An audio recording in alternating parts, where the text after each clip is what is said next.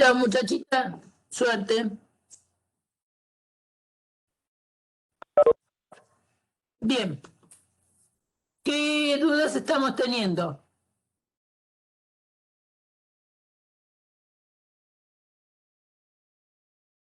Bien. ¿De qué dudas están teniendo? Cuéntenme. Cuando yo lo desgrabe, esto va que yo me van a ver así chiquitita. Me van a ver en cuadrícula. En este momento ustedes quién sabe me ven grande, pero si yo en el video lo veo así en la pantalla, va a quedar chico en el video. Y no sé por qué, porque yo normalmente quedo grande cuando acabo de dar clase hace una hora y quedo grande en la pantalla. Y estoy quedando chica. Yo me tendría que ver grande para que quede grande y no lo estoy pudiendo arreglar. Así que me está por agarrar un ataque de rabia. Pero no, no me voy a enojar. Bien, ¿cómo anduvieron? ¿Pudieron hacer algo de la práctica? ¿Pudieron entregar la actividad? La actividad era muy fácil, yo la vi después. Este,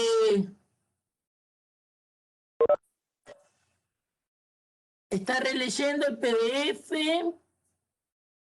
porque no, el capítulo 2 todavía no. ¿Mm? Vamos a mirar, a firmar bien el capítulo 1.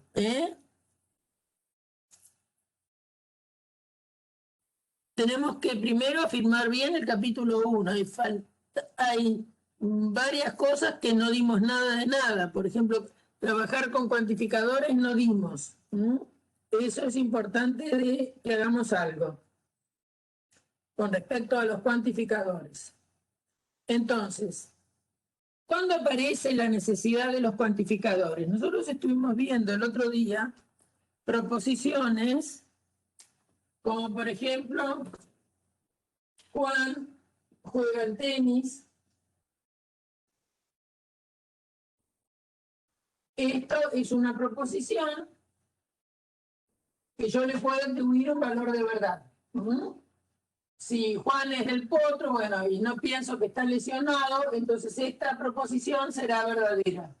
Si Juan es mi primo que no jugó nunca al tenis, esta proposición es falsa. Es decir, esta es una proposición concreta, sé de quién estoy hablando, sé qué significa jugar al tenis, entonces, bueno, no de manera profesional, podría ser, pero alguien que juega al tenis haría de esto, y que se llame Juan, haría de esto una proposición verdadera. Si no es así, si el Juan sobre el que estamos charlando no juega nunca al tenis, esta proposición sería falsa. Entonces, esto es una proposición, lo que llamamos concreta, en el sentido de que sabemos exactamente de quién estamos hablando. Y atribuir un valor de verdad. Contrario a esto, están las variables proposicionales que acostumbramos a indicar con letras. Por lo general empezamos por la P, Q, R, S, son las letras habituales a indicar las proposiciones, la variable proposicional, es decir, proposiciones arbitrarias cualesquiera.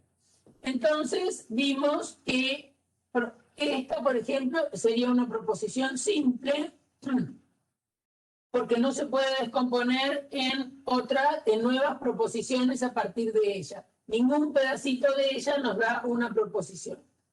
Ahora, simbolizamos a veces de manera genérica con una sola letra proposicional una proposición que representaría una proposición de este tipo cualquiera.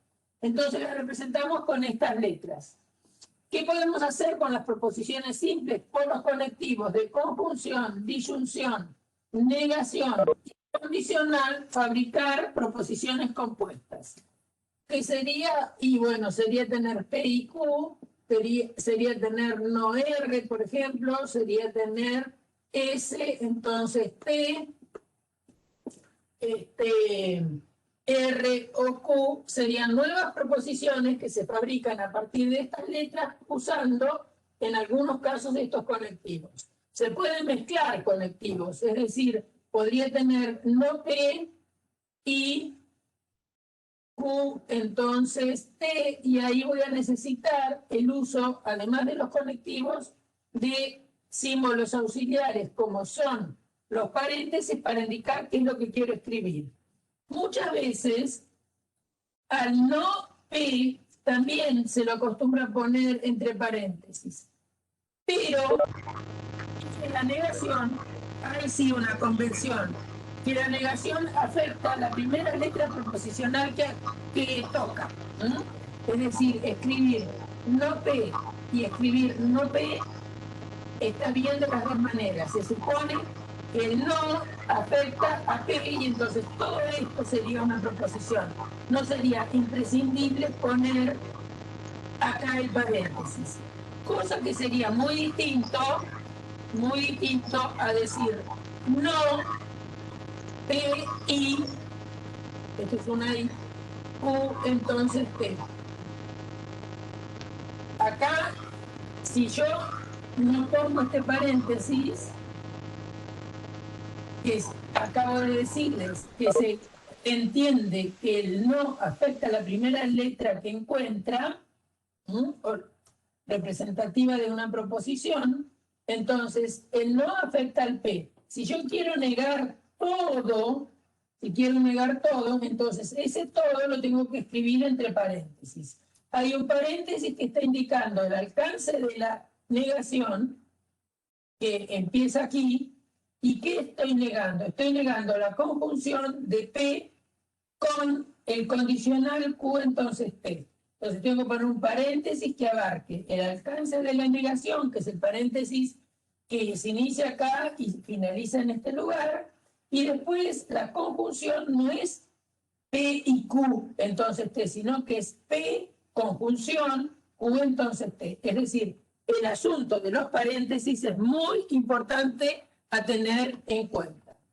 ¿Y en qué me está delimitando el paréntesis? Bueno, me está delimitando el alcance, es decir, hasta dónde vale esta conjunción. Esta conjunción, ¿qué hace? La primera proposición, conjunción, este condicional. En cambio acá, fíjense que este paréntesis, repito algo obvio, pero lo repito, es el alcance de dónde a dónde está esta negación teniendo efecto, y de la conjunción de P con esta otra forma que es Q, entonces T. Entonces, ¿qué aprendimos el otro día? ¿Qué repasamos en la clase? ¿Qué es una proposición? ¿Qué manera tenemos de saber el valor de verdad de las proposiciones compuestas? Entonces vimos las tablas de verdad y jugamos un poco con eso. Después vimos que los paréntesis eran importantes. Vimos que era una proposición lógicamente equivalente con otra. Para ello, para ver cuándo dos formas proposicionales eran lógicamente equivalentes, lo que tuvimos que hacer fue fabricar el bicondicional entre ambas, y tiene sentido que yo me ponga a analizar que dos formas proposicionales son lógicamente equivalentes, en cuyo caso escribiré este símbolo, que es obviamente distinto a este, cuando las letras que aparecen en la formación de P y las letras que aparecen en la formación de Q son las mismas. Ahí tiene sentido que yo analice si P es lógicamente equivalente con Q. Fabrico a propósito un bicondicional entre la forma P y la forma Q, y este bicondicional siempre me tiene que dar verdadero. Recordemos que el bicondicional entre dos expresiones, el más sencillo sería entre dos letras que representen formas proposicionales o proposiciones, como quieran decirle, o variables proposicionales. Esto no es otra cosa que la conjunción de P entonces Q y su recíproco. Es el recíproco de P entonces Q, Q entonces P. Entonces la conjunción de un condicional y el dado vuelta, si quieren, gráficamente, la conjunción de estos dos es lo que llamamos bicondicional. ¿Está bien? ¿sí? Porque son dos condicionales. Si no miro este pedacito, voy para allá. Si no miro este pedacito, voy para acá. Es decir, es P entonces Q y Q entonces P. Ese bicondicional, un bicondicional fabricado con P y Q, que ya vimos que un bicondicional es verdadero cuando las dos formas, la que está de este lado y la que está de este lado, tienen el mismo valor de R. Entonces, si este bicondicional es siempre verdadero, las fórmulas serán lógicamente equivalentes. Entonces, vimos algunos ejemplos de fórmulas lógicamente equivalentes y vimos, por ejemplo, que no P es lógicamente equivalente con P. Después vimos que la negación de P y Q, por ejemplo, es lógicamente equivalente con no P o no Q. Es decir, negar una conjunción es equivalente a hacer la disyunción de las negaciones. Esta es una ley de De Morgan. Después, otra cosa que es importante y muy importante es cuando negamos, hay dos cosas importantes relacionadas con el condicional y equivalencia lógica. La negación de un condicional es lógicamente equivalente a P y no Q. Es decir, negar un condicional es equivalente desde el punto de vista lógico a afirmar P y negar Q. Y después, otra cosa importante es que P, entonces Q, es lógicamente equivalente a no Q, entonces no P. ¿Se acuerdan que dijimos el otro día que dado un condicional había otros tres condicionales asociados? Dado un condicional, hay tres condicionales asociados. Es decir, doy P, entonces Q, como dato, digamos. Ese sería el primero. Y entonces, a partir de él, yo podría pensar en Q, entonces P, que es el recíproco. Podría pensar en no P, entonces no Q, que es el contrario. Y pensar en no Q, entonces no P. Pensar en no Q, entonces no P. Y este se llama contrarrecíproco.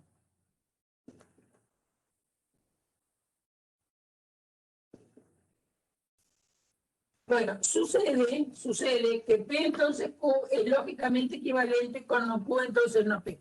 Voy a hacer ese ejemplo. Así recordamos un poco lo del otro día. Entonces, tenemos P. ¿Qué quiero hacer? Quiero demostrar que P entonces Q es lógicamente equivalente con no Q, entonces no P. Quiero demostrar eso. Entonces, ¿qué situaciones aparecen? Aparecen las letras P, la letra Q, aparece la negación de P, la negación de Q. Tengo que hacer P, entonces Q. Tengo que hacer no Q, entonces no P.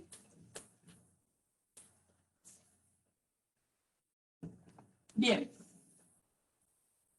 Entonces, acuérdense de que somos ordenados para poner de alguna manera siempre igual las dos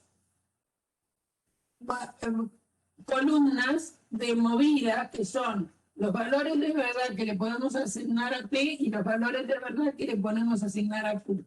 Entonces, yo asigno verdadero, verdadero, falso, falso, y la segunda la voy variando, verdadero, falso, verdadero, falso.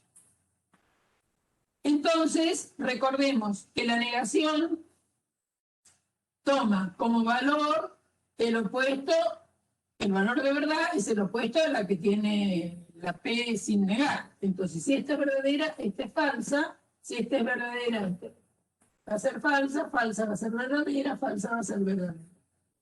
Para no Q pasa lo mismo, los valores de no Q respecto a los de Q son los opuestos. Lo contrario verdadero es falso, lo contrario falso es verdadero, lo contrario verdadero es falso, lo contrario falso es verdadero. Entonces, con estas dos columnas fabrico los valores de verdad del condicional. Acuérdense que un condicional es falso únicamente en el caso que el antecedente sea verdadero y el consecuente sea falso.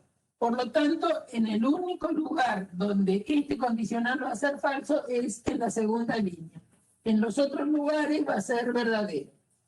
Bueno, ahora cuando estoy haciendo no Q, entonces no P, cuando estoy haciendo no Q, entonces no P, la que tengo que mirar es esta columna como antecedente, esta columna como consecuente.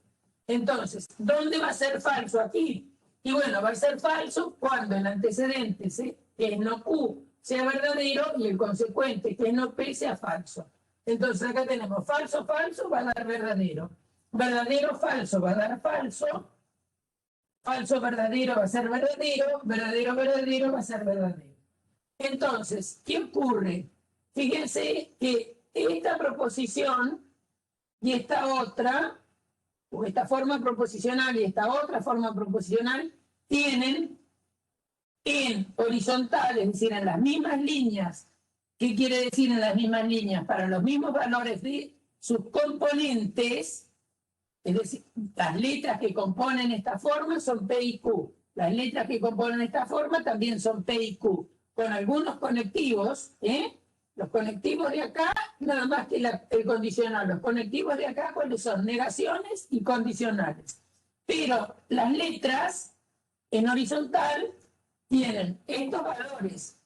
Verdadero en las dos, verdadera falsa, falsa verdadera, falsa falsa. No hay más combinaciones de valores de verdad de P y Q. Bueno, para todas estas instancias de verdad, que es como se llaman, los valores de verdad de P entonces Q y de Q entonces P son iguales.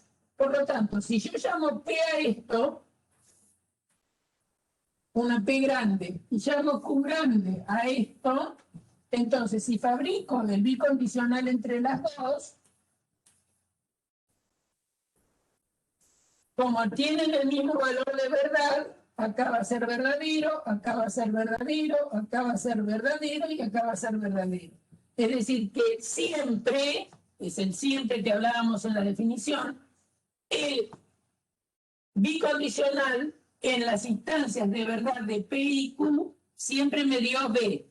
Por lo tanto, una vez que hice eso, recién ahí tengo derecho a decir que entonces P es lógicamente equivalente con Q. Entonces, primero fabrico el bicondicional. Si me dio siempre B, entonces recién ahí escribo con esta flecha gordita, doble, para un lado y para el otro, que significa P es lógicamente equivalente con Q. Y repito al cansancio que es muy distinto escribir esto a escribir esto. Esto lo puedo escribir siempre. Un bicondicional lo puedo formar siempre. Es una forma de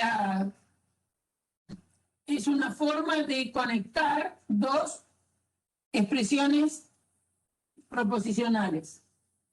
Pero cuando uno usa una flecha gorda, es que está significando más que esto. Es cuando esto siempre me da B, entonces recién ahí puedo escribir de esta manera. Entonces, ¿qué acabamos de mostrar acá? Acabamos de mostrar una equivalencia lógica súper importante. Que un condicional es lógicamente equivalente a su contrarrecíproco. Esa situación es muy importante. ¿Por qué? Porque lo que estamos haciendo nosotros, ¿para qué estamos viendo lógica? Y bueno, estamos viendo lógica porque nos va a interesar usar la lógica para hacer demostraciones en matemática. Y muchas demostraciones en matemática que tenemos que realizar son expresiones que de alguna manera tienen la estructura de un condicional. Entonces, a veces vamos a poder demostrar el condicional directamente, o a veces en lugar de demostrar el condicional vamos a demostrar su contrarrecíproco. ¿Por qué? Porque nos va a resultar más fácil. Por ahora estoy hablando en el aire para muchos, pero bueno, cuando hagamos algún ejemplo, ahí van a darse cuenta de por qué yo estoy hablando de estas cosas. ¿Por qué estoy hablando de estas equivalencias lógicas que van a ser situaciones que vamos a usar cuando tengamos que hacer demostraciones? Ahora, ¿qué pasa con otro tipo de expresiones que aparecen habitualmente en nuestro lenguaje? Y que también son proposiciones. Pero no son proposiciones como esa que se referían a un individuo en particular, como podría ser Juan del Potro o Juan mi primo, y yo decía de él que jugaba al tenis. Hay veces que hablamos de alguna manera más general, es decir, no hablamos de una persona en particular, sino que hacemos afirmaciones sobre varios individuos o sobre todos los individuos que están en un determinado lugar, o en una determinada especie, o en un determinado conjunto de situaciones. Podemos hablar de una manera que a veces decimos es más genérico que hablar de un individuo solito. Por ejemplo, yo puedo decir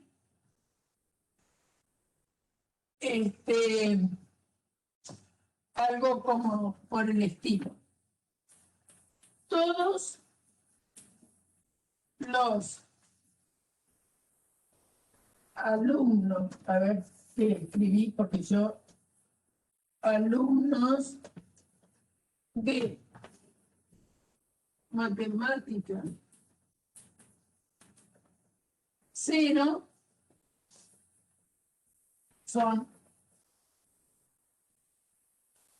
muy atentos.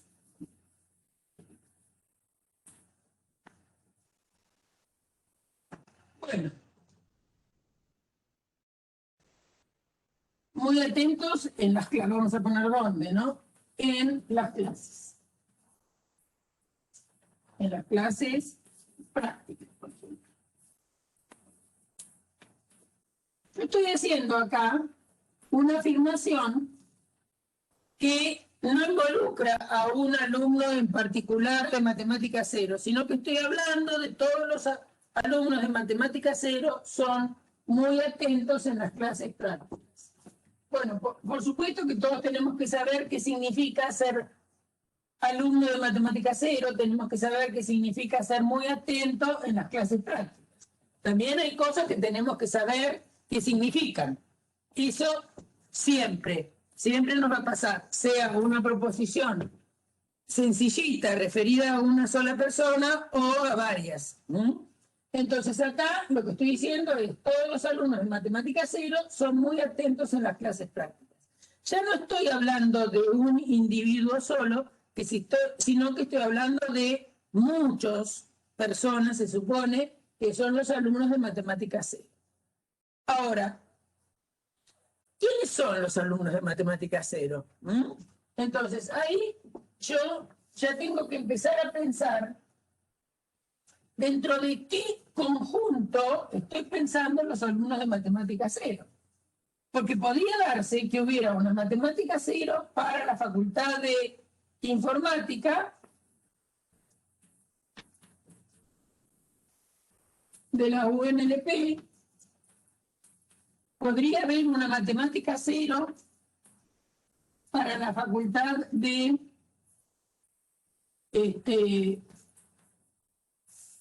por ejemplo, Ciencias de la Educación de UBA, de la Universidad de Buenos Aires, etcétera. Podría haber muchas matemáticas 0, ¿no? Hay una que todos sabemos que es la que están cursando ustedes, que son Estoy hablando a los alumnos de la Facultad de Informática de la Universidad Nacional de La Plata. Si es que estoy pensando en ustedes. Pero también alguien podría tener matemática cero en la Facultad de Ciencias de la Educación de la UBA, ¿no? Donde se estudian algunos profesorados. Entonces, probablemente haya una materia que se llama matemática cero. Entonces, este conjunto, que sería el conjunto de ¿qué? De estudiantes, porque no es la facultad un conjunto de estudiantes, ¿no? Porque fíjense que yo acá estoy postulando sobre los alumnos. Entonces, acá podría decir alumnos de la Facultad de Informática de la Universidad Nacional de La Plata, lo voy a llamar U. O si no, al conjunto de los alumnos de la Facultad de Ciencias de la Educación de la UBA, también podría ser U. ¿Y qué es este U? A este conjunto U se le acostumbra llamar universo. Es decir, el universo donde viven todos los alumnos de los cuales yo estoy hablando. Ese podría ser un universo. El conjunto de alumnos de la Facultad de Informática de la Universidad Nacional de La Plata, y de ellos digo, todos los alumnos de Matemática Cero son muy atentos en las clases prácticas. ¿Dónde se mueven todos los alumnos?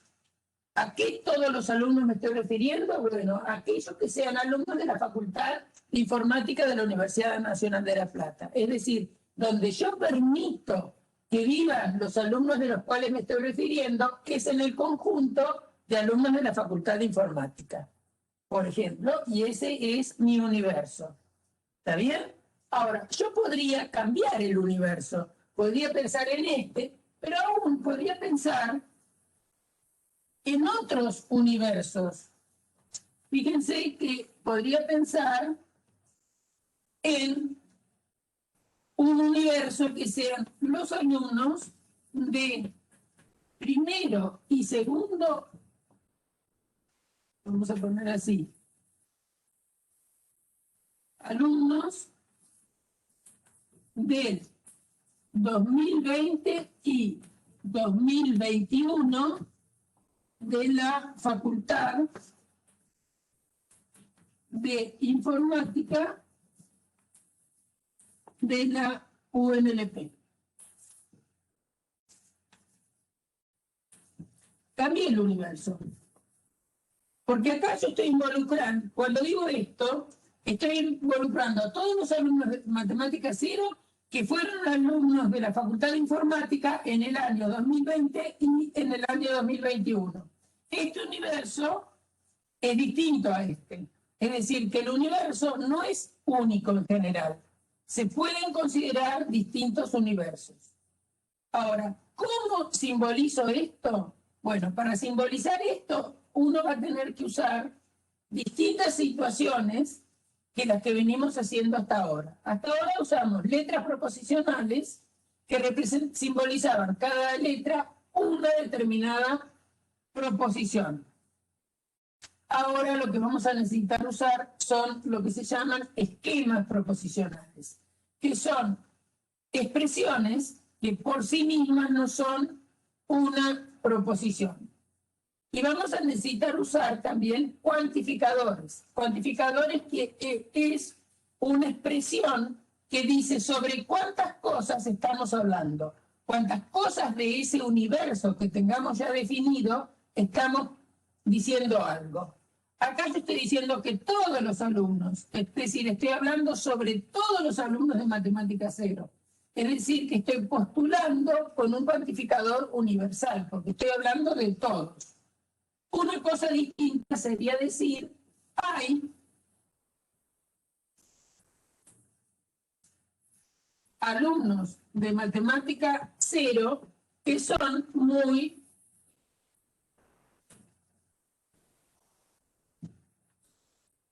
atentos en las clases prácticas. Es decir, ahora yo no estoy diciendo que todos los alumnos son muy aplicados, ¿no? O muy atentos, sino que estoy diciendo que hay alumnos de Matemática Cero que son muy atentos en las clases prácticas. Es probable que esta sea más verdadera que la anterior, pero bueno, espero que la anterior sea la que es verdadera. Bueno, entonces vamos a ver todo lo que necesito para poder atribuirle un valor de verdad a situaciones como esta y a ver cómo puedo simbolizar situaciones como esta. Para ello, entonces, necesitamos entender bien qué es un esquema proposicional, qué es un cuantificador y qué es un universo. Vamos a eso. Vamos para eso. Entonces, por ejemplo, yo puedo decir una expresión como esta. X es alumno de matemática 0. Voy a abreviar. De matemática 0. Esto no es una proposición, porque depende quién meta acá en lugar de la variable X, eso puede ser verdadero o puede ser falso. Es decir, o puede ser algo que carezca de sentido, ¿no? Entonces, esta expresión decimos que tiene una letra que varía en un determinado conjunto. Ese conjunto donde la vamos a hacer variar a esta X es lo que yo llamo universo. ¿No? Entonces, esto, por ejemplo, si yo pongo Javier Ballesteros, en lugar de X pongo Javier Ballestero, no sé si es Ballestero o Ballesteros, si en lugar de X pongo Javier Ballesteros es alumno de matemática 0, esta proposición es verdadera. Esta proposición es verdadera. Porque si Javier Ballesteros es la persona que la tengo ahí en la pantalla, su nombre, supongo que vino acá porque es alumno, si no, se hubiera quedado tomando mate. Javier Ballesteros es alumno de matemática 0, es una proposición verdadera. Ahora, si acá pongo mi nombre y pongo Adriana Gali, y esa Adriana Gali soy yo, es alumno de matemática 0, obtengo también una proposición. Cambié la X por una persona, acá Javier y acá por Adriana, y esta proposición es falsa. ¿Por qué? Porque yo no soy alumno de mate 0. Si no, en este caso, estoy de profesora de mate 0. Entonces, esta proposición es falsa. En cambio, esta es verdadera. Es decir, esta expresión así, solita, no es una proposición. Es algo que se puede transformar muy fácilmente en proposición, sustituyendo la X por valores convenientes, decimos, para que se transforme en proposiciones. Esta X, ¿por qué valores convenientes la voy a reemplazar? Y bueno, la voy a reemplazar por algún nombre de alguna persona, ¿no es cierto? No vamos a poner, por ejemplo, 2, siendo 2 el número, es alumno de mate 0. Y acá vamos a una discusión. 2 es alumno de matemática 0. Una discusión del siguiente tipo. Esto, muchos me van a decir, esto no tiene sentido. ¿Está bien? Eso no tiene sentido. ¿Está bien? ¿Entendido? Esto no tiene sentido, van a decir ustedes. Bueno, ¿qué hago? ¿Saco el 2 de la posibilidad de reemplazar la variable? Bueno, hay quienes, y pueden leer varios libros que pasa eso, que cuando la variable no tiene sentido en reemplazarla en una determinada, como es acá, que se llama esquema proposicional. ¿Por qué se llama esquema? Porque para valores particulares de la variable, esto sí se transforma en proposición, como es acá o acá. Cambié la X por Javier Ballesteros o la X por Adriana Gali. Entonces, he transformado esta expresión en una proposición. En este caso verdadera, en este caso falsa. Ahora, el 2 es reemplazable por la X. Esto que me quedó acá, ¿tiene sentido? No tiene sentido. Entonces, hay quienes dicen que cuando no tiene sentido, bueno, es asimilable a decir que es falsa. ¿Está bien? Bueno, nosotros vamos a pensar que vamos a considerar conjuntos donde la variable x se pueda mover y que me dé resultado una proposición con sentido. ¿Qué quiere decir? Esta sustitución de la x por el 2 no la permitimos.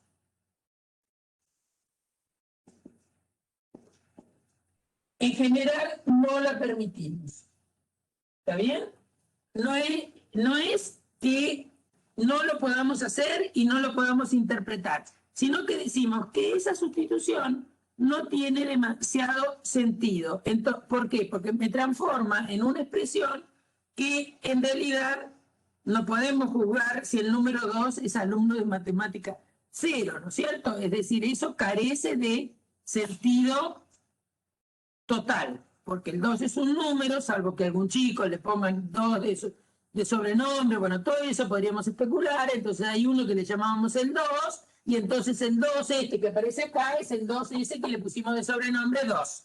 Bueno, pero no es así, yo acá estoy diciendo, como les dije, que el 2 es el de 1, 2, 3, 4, ¿no? Bueno, el 2 ese número no tiene sentido decir que es un alumno de matemáticas 0. Entonces, no vamos a permitir este tipo de situación. Aquellos que la permitan, bueno, dirán que esto es una expresión falsa.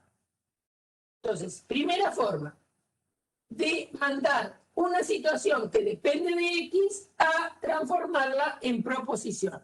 Como depende de X, yo voy a anotar esto de alguna manera como P de X.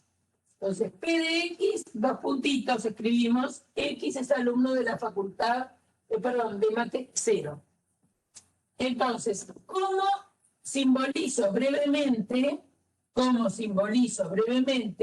Javier Ballesteros es alumno de matemática 0. Entonces, lo voy a simbolizar como P de Javier Ballesteros. P de Javier Ballesteros se debe interpretar como que la X, efectivamente, la cambié por Javier Ballesteros, entonces es la manera de escribir Javier Ballesteros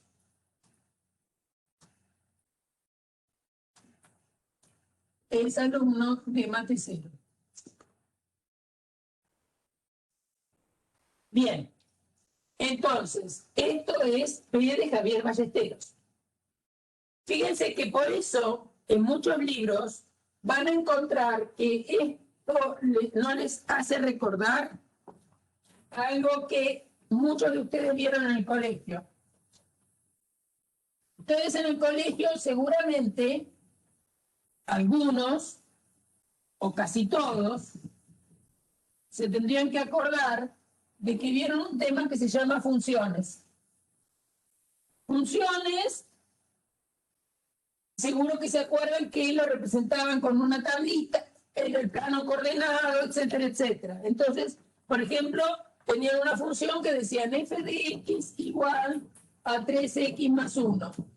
Entonces, esa f de x la representaban, hacían una tablita a x, y acá ponían f de x, 3x más 1, y si x valía 1, entonces acá escribían 3 por 1 más 1, hacían la cuenta, 3 por 1, 1 más 1, 4. Cuando x valía 2, iba a ser 3 por 2 más 1, 3 por 2, 6 más 1, 7. Y entonces, este valor 4 no es otra cosa que f de 1. Y este valor 7 no es otra cosa que f de 2.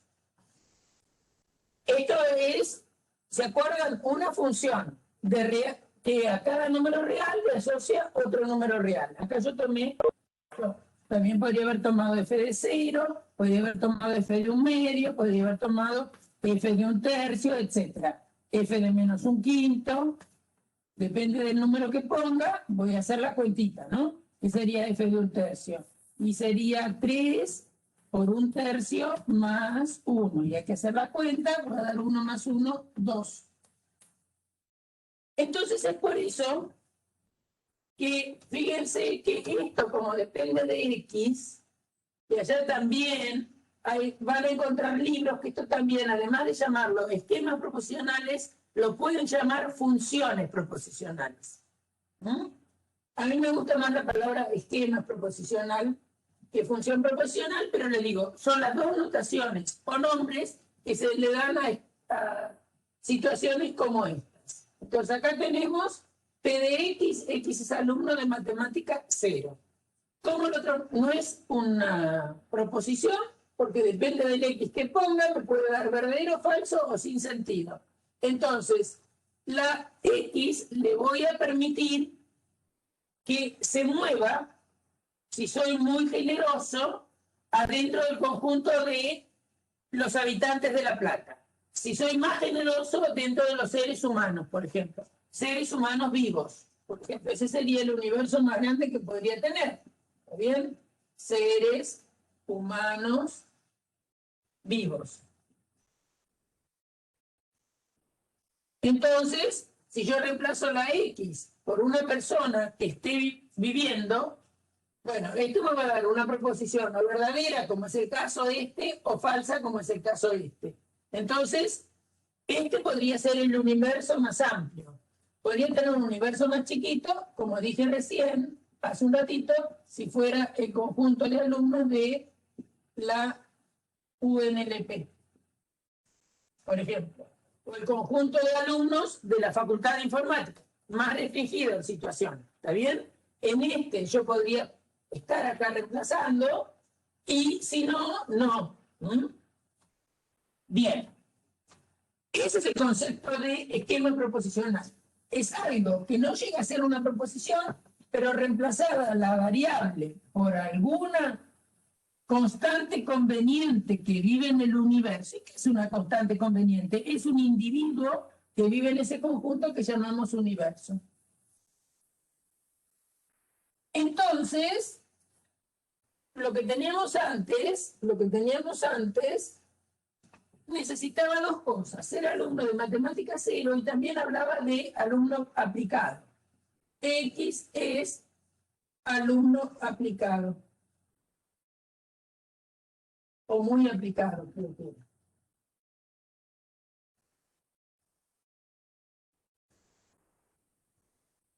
Entonces, este supongamos que lo llamo Q de X.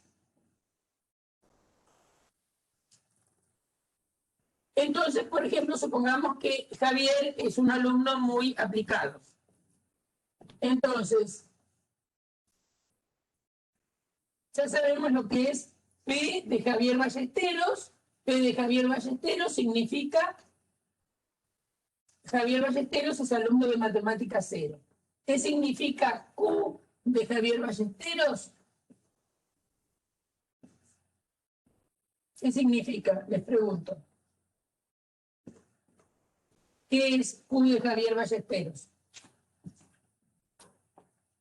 ¿Qué es Q de Javier Ballesteros?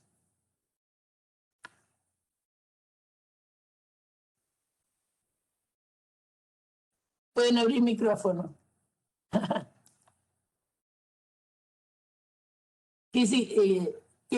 Pero ¿cómo se lee? ¿Qué pasó acá? Caramba, hoy todo mal.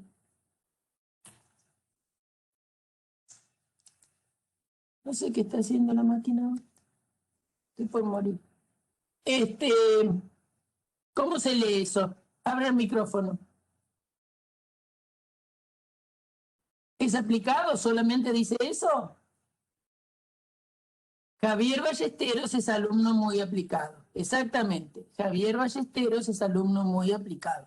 Eso significa Q de Javier Ballesteros. ¿Está bien? Entonces, si esto pasara con todos los alumnos de la Facultad de Informática, si esto pasara, ¿qué cosa? Que todos los alumnos de Matemática 0 de la Facultad de Informática son muy aplicados. ¿Saben cómo lo simbolizo? Lo simbolizo así. Para todo X, P de X y Q de X. Todos los alumnos de Matemática 0 de la Facultad de... Todos los alumnos de Matemática 0 son muy aplicados. Entonces, y también verifican ser alumnos y ser alumno muy aplicado. ¿Está bien? También cabe la interpretación, en este caso especial, de que del hecho de ser alumno de matemática cero se pueda desprender a veces que ellos sean muy aplicados. Pero lo que estoy diciendo, en todos los alumnos de matemática cero son muy aplicados, estoy diciendo que los alumnos de matemática cero cumplen las dos cosas a la vez. Es alumno de matemática cero y era muy aplicado en las prácticas, no me acuerdo cómo era. Lo antecedo con un para todo, esto es lo importante, porque decía todos los alumnos. Entonces, el para todo X, esto se lee para todo X, y ahora, este para todo X, tengo que decir dónde se está moviendo la X. Y bueno, estoy tomando como universo de la X los alumnos de la Facultad de Informática. ¿De dónde? De la Universidad Nacional de La Plata.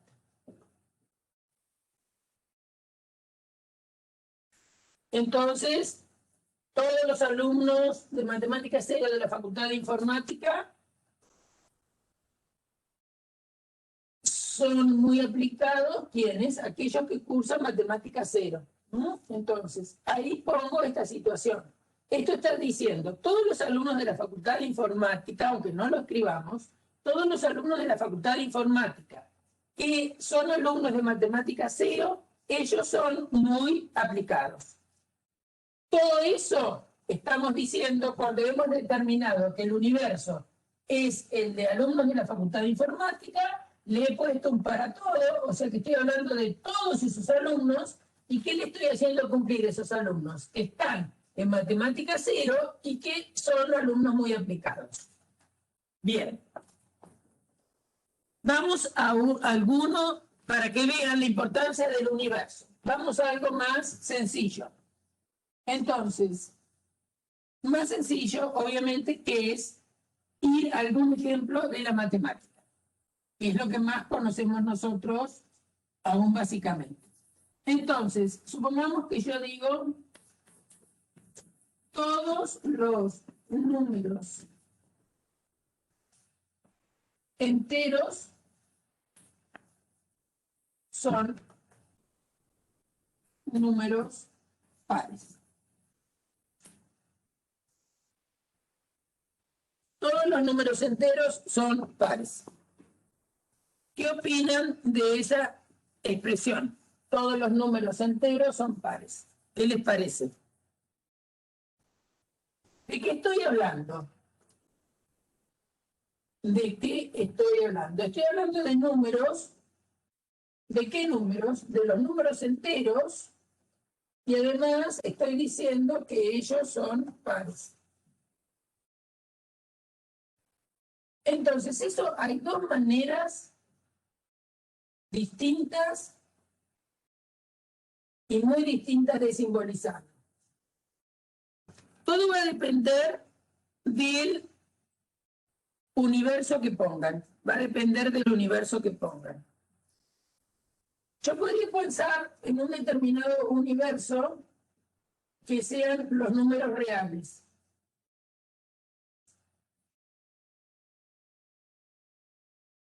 Podría pensar otro universo que sean los números enteros.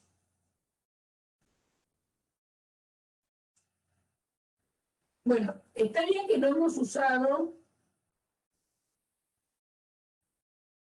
todavía no hemos charlado de los números, pero ¿se acuerdan que los números que ustedes conocen, los primeros que conocen son los naturales? Después a estos números le agregan los negativos.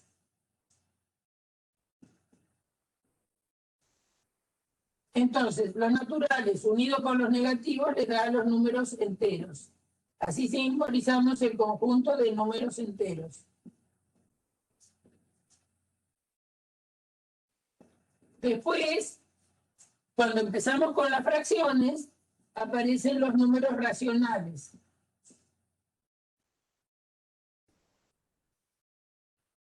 Y después, el saltito que tenemos es a los números reales. Por ejemplo, ejemplo de número real podría ser raíz de 2, el número pi, menos raíz de 3, 1 dividido pi.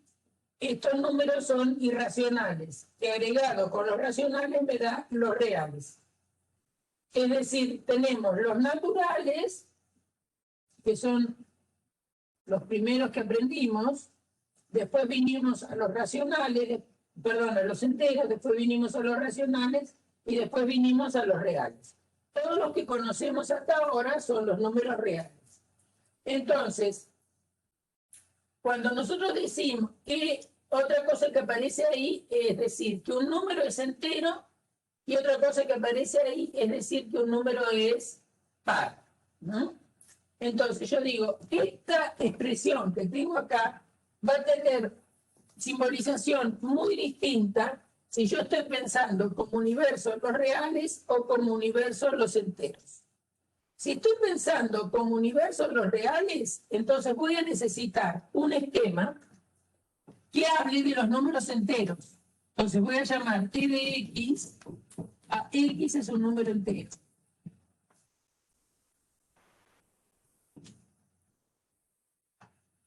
Y después que estoy hablando de los números enteros, que ellos son pares. Un p de x, x es número par.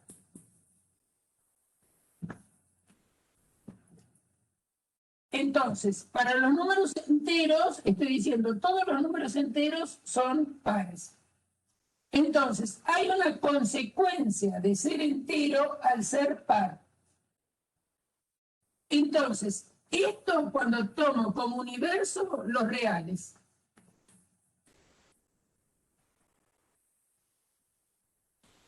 Si yo tomo, entonces, ¿cómo simbolizaría en esta situación? Simbolizaría así, para todo x. Si x es un número entero, entonces x es par. Que dado un número real cualquiera, en el caso de que él sea entero, entonces él es par. Esa es la manera de simbolizar esta expresión cuando tomo como universo los reales, entonces necesito destacar que el número es entero y que el número es par. Ahora, ¿qué pasa si tomo como universo los enteros? Si tomo como universo los enteros, ya mi número ya es entero, si lo tomo variando adentro del conjunto de los números enteros. Es decir, mi variable ya se mueve adentro del conjunto de los enteros. Entonces, la manera de simbolizarla y me alcanza con poner x es par.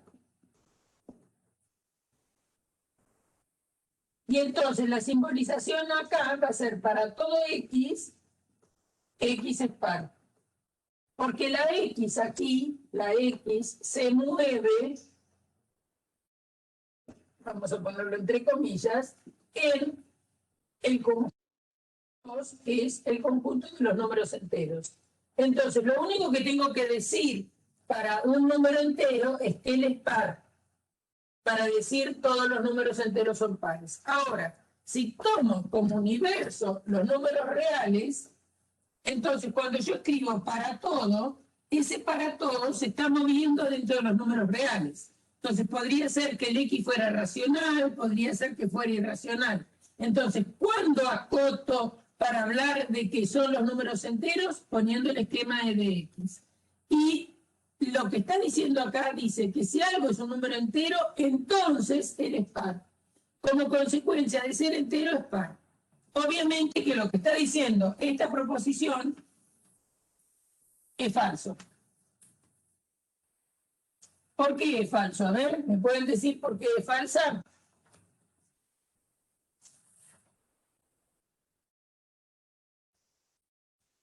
Los que dijeron que es falsa, ¿por qué es falsa?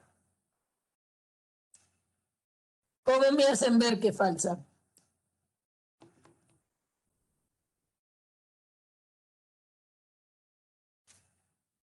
Con un contraejemplo. Muy bien, con un contraejemplo. ¿Qué significa un contraejemplo? Y dar un número que sea entero y que no sea par, ¿no? Porque acuérdense que la estructura que tiene esto es un condicional. Y si ese condicional ¿Cuándo va a ser falso? Y bueno, va a ser falso cuando el antecedente sea verdadero y el consecuente falso. Entonces, fíjense que sería E de 1, entonces P de 1. Esto diría, 1 es un número entero, voy a abreviar, 1 es entero, me como la palabra número, entonces 1 es par. Y esto obviamente que no es verdadero, ¿no? Porque 1 efectivamente es un entero, pero 1 no es par, sino que 1 es impar. Entonces, el 1 sirve de contraejemplo. Es decir, hay un número que es real, hay un número que es real y que no hace verdadero este condicional. Por lo tanto, la expresión para todo x, e de x, entonces p de x es falsa. Alcanza con dar un contraejemplo. Así como alguno dio el 1, otro chico se le podría haber ocurrido, por ejemplo, poner el 5. ¿Está bien? Que hubiera sido e de 5, entonces p de 5. 5 es entero, entonces 5 es par. También eso sirve como contraejemplo. Bueno, todos los impares no sirven. El menos 17 también me sirve. E de menos 17, entonces P de menos 17 también sería un contraejemplo para esta situación. ¿Qué quiere decir? Para ver que esto es falso. Dar algo que cumple el antecedente y no cumple el consecuente. ¿Por qué? Por la estructura que tiene esta expresión. Y acá pasaría lo mismo, ¿no? Los mismos contraejemplos que me dieron ustedes sería, por ejemplo, P de 1, diría 1 es par, mentira.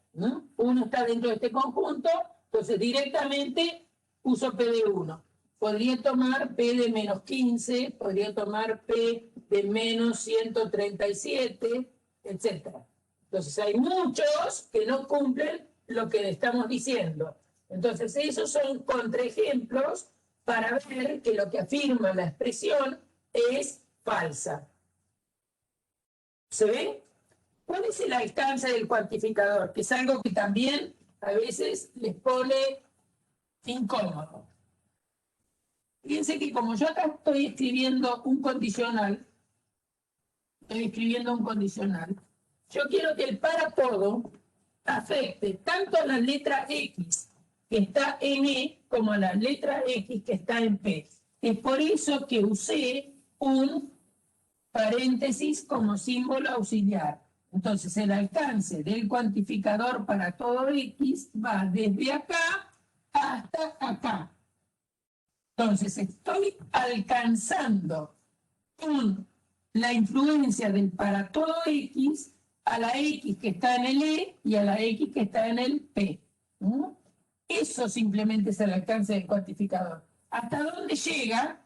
Determinado, si la expresión es compuesta, hasta dónde llega la influencia del para todo. Por ejemplo, independientemente, entonces vamos a mirar otro ejemplo. ¿Qué pasa si estoy tomando como U3 el siguiente universo?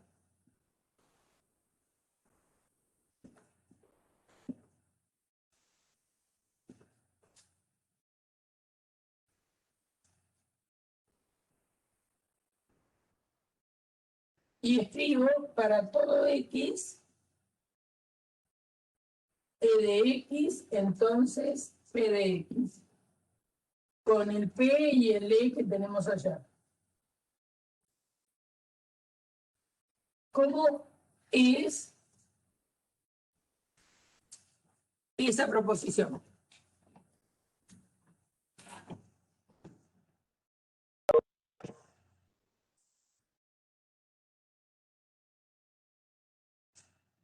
¿Cómo es esta proposición?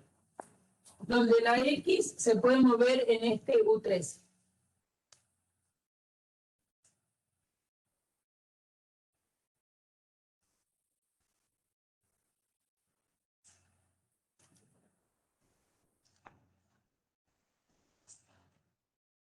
¿Qué es lo que pasa? El silencio. Pueden abrir micrófono para contestar.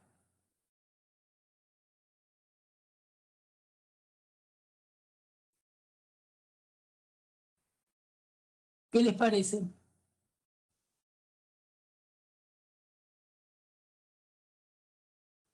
A ver, porque hay un problema. A ver. El universo, fíjate que hoy tenía los reales. O sea que este es un subconjunto de los números reales y no hay ningún problema. ¿Qué sería el 1/2? Mirá lo que te queda en el 1/2. P de 1/2, entonces P de 1/2. Vamos a decirlo en palabras. S de 1/2. Diría, 1/2 es un número entero. Entonces, 1/2 es un número par.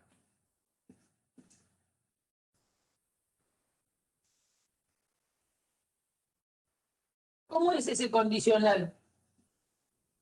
Porque esto es un condicional. 1/2 es un número entero, 1/2 es un número par. ¿Cómo es ese condicional?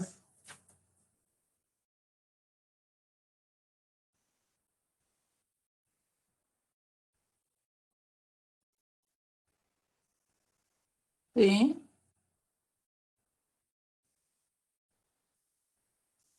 ¿Qué pasa con el antecedente?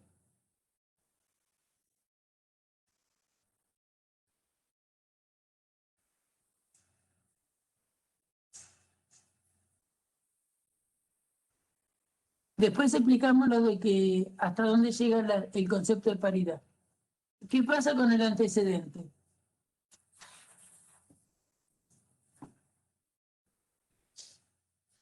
¿1/2 es entero? ¿1/2 es un número entero? No. Bien. O sea que esto es falso. Independiente cuál sea el valor de verdad del consecuente, ¿cómo es este condicional?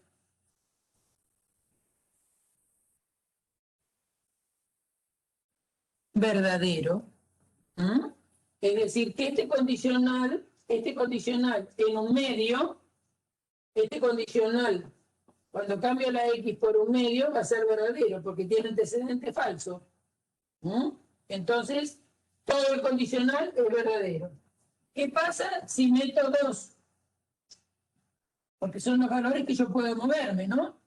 El para todo X significa la X movela adentro del 1/2, del 2, del 4, del 0, de 1/5. No puedo ir más ahí. Entonces, E de 2, entonces P de 2. ¿Qué dice E de 2? 2 es un número entero.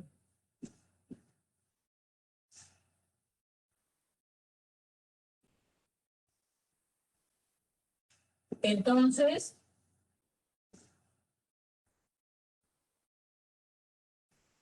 esto es E de 2, entonces 2 es un número par.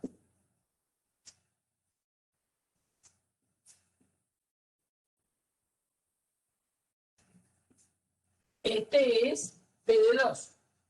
¿2 es un número entero? ¿2 es un número entero? Sí. Entonces, como 2 es un número entero, tengo que tener cuidado, porque acá tengo una B. Entonces, lo que está del otro lado del entonces, para que todo el condicional sea verdadero, también tendría que ser B. Ahora, 2 es un número par. 2 es un número par. Sí.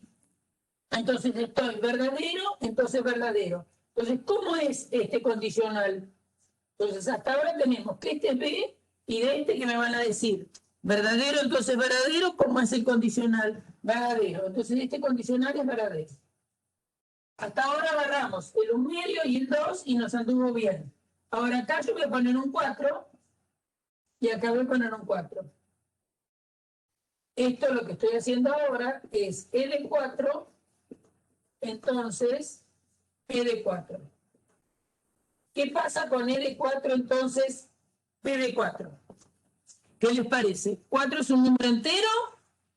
Sí. ¿4 es un número par? Sí. Entonces esto anda bien.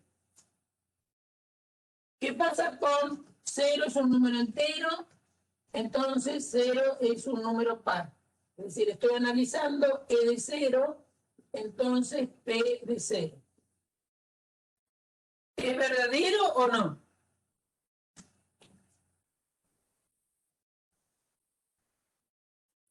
¿Por qué dicen que es falso?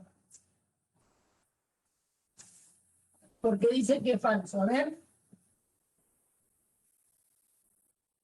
Cuando un número es par, vamos a ver, y contesto al otro chico que también me puso. Si A y B son números enteros, si A y B son números enteros, vamos a decir que A divide a B, A divide a B, estos son el A y el B. Lo que pasa es que en castellano me parece está, ¿no? Preposición A divide a B si existe C también entero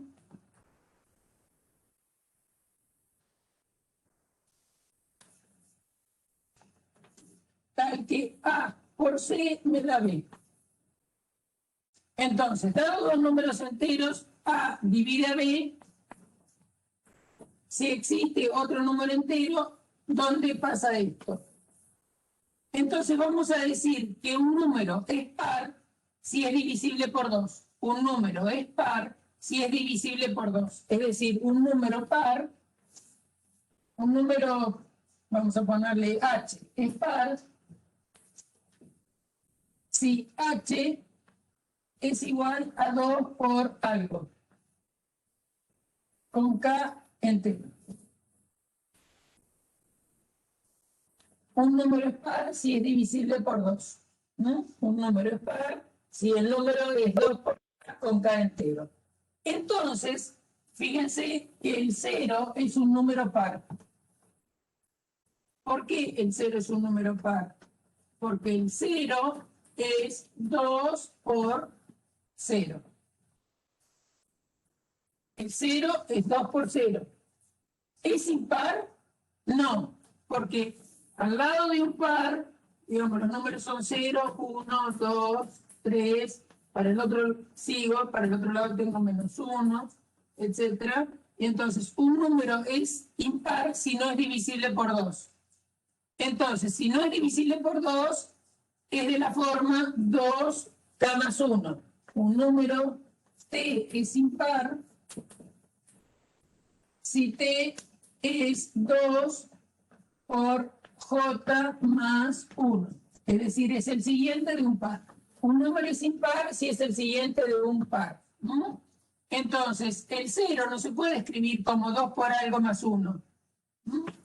2 por j más 1 nunca me va a dar el número 0. Por lo tanto, el número 0 es par. El número 0 es par. El número 0 es par. Entonces, esta expresión es verdadera. Ahora después voy a hablar del un medio que tenía un chico problema. Y después P de un quinto. ¿Qué pasa si acá en lugar de 0 pongo un quinto? ¿Un quinto es número entero? No, es falso. ¿Un quinto es número par? Es falso. También es falso. ¿Sabés por qué es falso? Porque el concepto de paridad, ¿por qué se define adentro de los números enteros? Que era la consulta que tenía Javier, me parece. Porque todo número, si yo salgo a los racionales, me estoy yendo para números, ¿no? Pero no importa.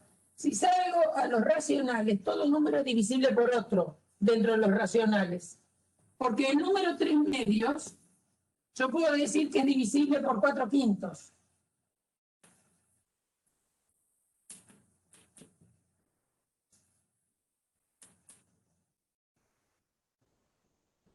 Si sigo diciendo que un número es divisible por otro si existe otro dentro de los racionales, tal, que, ta. ¿Por qué? Y bueno, porque 3 medios lo puedo escribir como 4/5 por algo. ¿Y qué pongo acá para que me dé 3/2? Y acá pongo, para que me dé 3/2, ¿qué tendría que poner? Tendría que poner 3/5 dividido, para que acá me dé un 2, y acá tengo un 4, entonces tengo que poner un 8, ¿no? Y este es un racional. Y si ustedes simplifican, si simplifican, es a 2 y a 1, a 1 y a 1. Entonces, efectivamente, 3/2. Hay un número que tiene el 15/8. Si lo multiplican por 4/5, les da 3/2. Dentro de los racionales, cualquier número es divisible por cualquier otro. Por eso es que dentro de los racionales uno dice, no tiene sentido que yo hable de divisible por. No tiene sentido que hable de divisible por. No quiere decir que no se pueda obtener esta situación. Es decir, el 3/2 es divisible por 4/5. Acá puse 4/5 porque se me antojó. Pero fíjense que si yo hubiera puesto 17/9, por ejemplo, hubiera escrito acá 17/9,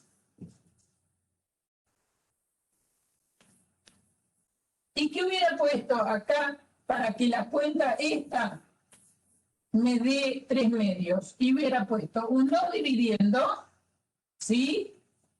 Y después, como quiero que se me vaya el 17, hubiera puesto un 17 acá, ¿está bien? Y acá yo hubiera puesto un 27, a ver si está bien. 17 con 17 se fueron, a 1 y a 1. Y acá 27 dividido 9 me da 3. Es decir, que he encontrado poner 27 sobre 17 por 2, este número multiplicado por 17/9, efectivamente me da 3/2. Entonces, así puedo jugar todo lo que quiera. Entonces, todo número racional es divisible por cualquier otro racional que no sea 0. Esa es la única limitación, salvo que de este lado ponga el 0, ¿no?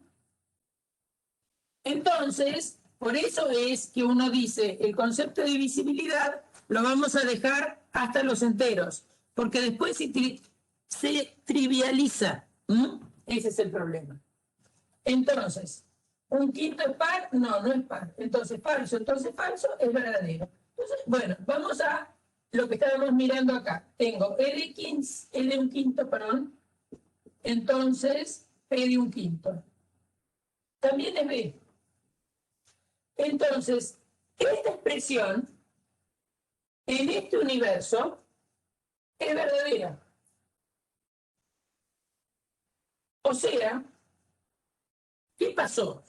¿Qué pasó? Pregunto a ustedes, ¿qué pasó?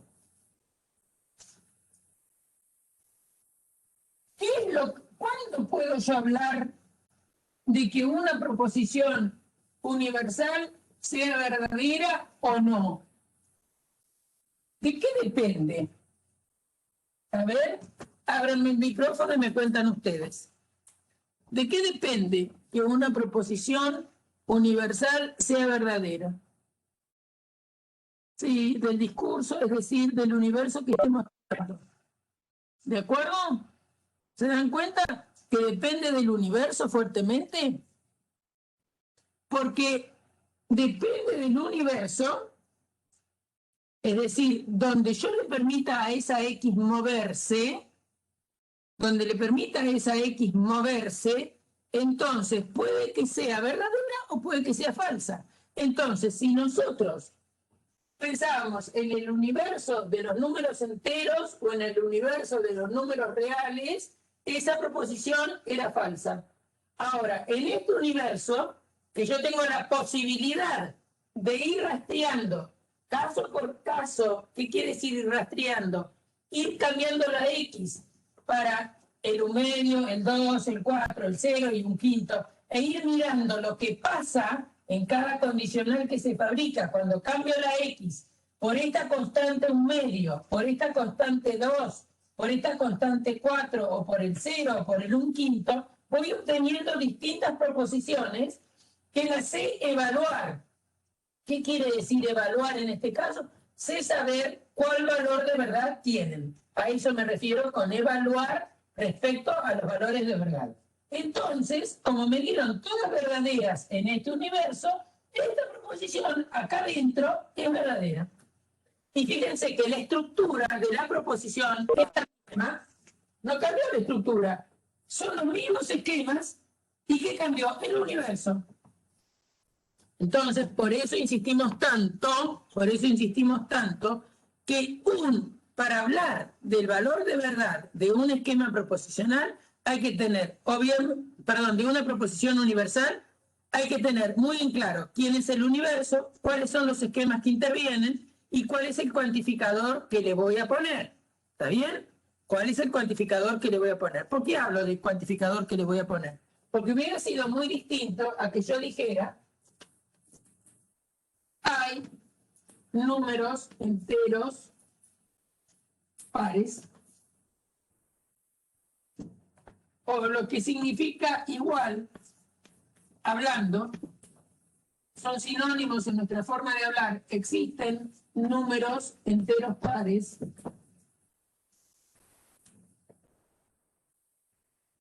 o algunos números enteros son pares. En nuestro lenguaje cotidiano, las tres maneras de decir, estamos diciendo lo mismo. Hay números enteros pares. Existen números enteros pares y algunos números enteros son pares. Son distintas maneras de decir lo mismo en nuestro lenguaje cotidiano. Bueno, ¿cómo la voy a simbolizar? Me sirven estos esquemas. ¿Qué es lo que cambió? Y que antes yo estaba hablando de todos los números. Ahora soy más modesta y hablo de algunos números o que existen números. Entonces, la simbolización de cualquiera de las tres ahora es así. Hay números enteros y ellos son pares. Si estoy en el universo de los reales, diría así: existe X, tal que X es un entero y X es par. Para el universo de los números reales, yo tengo que remarcar que el número es entero y él es par. Porque mi X se está moviendo dentro de los números reales. Entonces estoy considerando un caso especial de número real. ¿Cuál? Los enteros. Entonces tengo que decir: hay números enteros y ellos son pares. Existe X, tal que X es un entero y X es par. Cuando uno dice un, no quiere decir que sea uno solo, ¿eh? Puede ser un montón, obviamente, como es en este caso. Números enteros pares hay infinitos, ¿sí? Todos los que son divisibles por 2. Si estoy en el conjunto U2, en este universo, simplemente escribo, porque ya sé que la variable se me va a mover adentro de los enteros, entonces escribo existe p de x. Porque la variable donde se mueve adentro de los números enteros. Entonces no lo necesito afirmar porque mi x se mueve adentro de los números enteros. Acá, con muchos números ahí, muchos pero poquitos, si pensamos en todos los números enteros que hay, entonces lo que voy a escribir es parecido a lo de los reales: existe x, tal que x es entero y es par. La simbolización es igual, pero fíjense que acá me muevo dentro de estos 5 números. Allá me muevo dentro de los infinitos números reales que hay. Todas, en este caso, todas las proposiciones son verdaderas. Todas las proposiciones son verdaderas. ¿Les gustó? ¿Me entendieron?